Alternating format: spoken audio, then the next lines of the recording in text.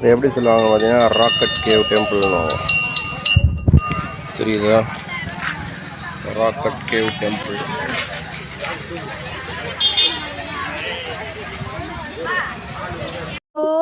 దెబ్బలు పడతాయి రాజా దెబ్బలు పడతాయి రో దెబ్బ దెబ్బ దెబ్బలు పడతాయి రో దెబ్బలు పడతాయి రాజా దెబ్బలు పడతాయి రో దెబ్బ దెబ్బ దెబ్బలు పడతాయి రో. இதுதாங்க பழைய காலத்து நவாப் காலத்து சிலைகள்.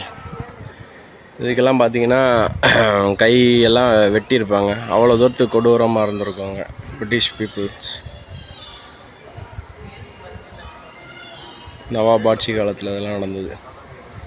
தெரியல பாருங்கள், சிலைகளில் பாருங்கள், கையை வெட்டி சிலைக்கு எவ்வளோ கொடூரமாக நடந்திருக்காங்க பாருங்கள் அந்த காலத்தில். இதுதான் ஆக்சுவலாக நம்ம திருப்பரங்குன்றம்னு சொல்லக்கூடிய கோயிலுக்கு உள்ளே செல்லக்கூடிய கரெக்டான வழிப்பாதைகள்.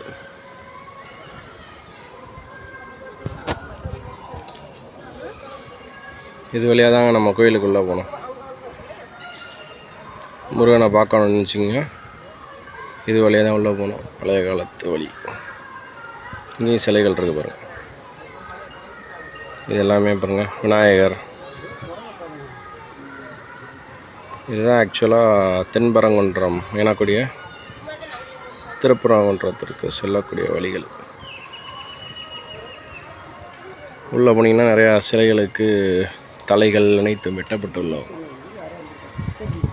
இதுதான் பழைய காலத்து வழி.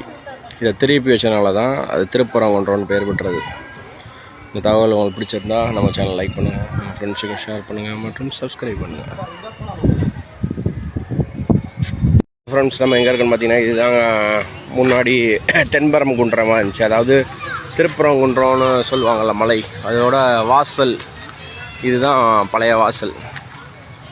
அதுக்கப்புறம் பிரிட்டிஷ் ஆட்சி காலத்தில் அப்படியே மன்னர்கள் சிலை அது எதுன்னு இருந்துச்சு எல்லாத்தையும் உடச்சி காலத்தை ஃபுல்லாக வெட்டிட்டாங்க. இதுதான் பழைய வாயிற்கதவு, பார்த்துக்கோங்க.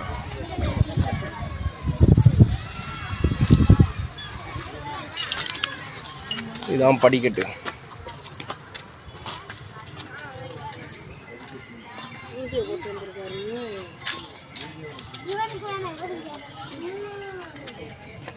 இதுதான் தென்பரங்குன்றம். இது அப்படியே வாயிற்கதவை திருப்பி வச்சதுனால தான் இதற்கு பெயர் திருப்பரங்குன்றம் அப்படின்னு பெயர் வந்தது. எப்படி பாருங்க, இதுதான் பழைய காலத்து நம்ம இப்போ திருப்பரங்குன்றம்னு சொல்லக்கூடிய தென்பரங்குன்றத்தோட மெயின் கேட். ஆனால் இப்போ டோர் க்ளோஸில் தான் இருக்குது. எப்படி இருக்குன்னு பாருங்கள்.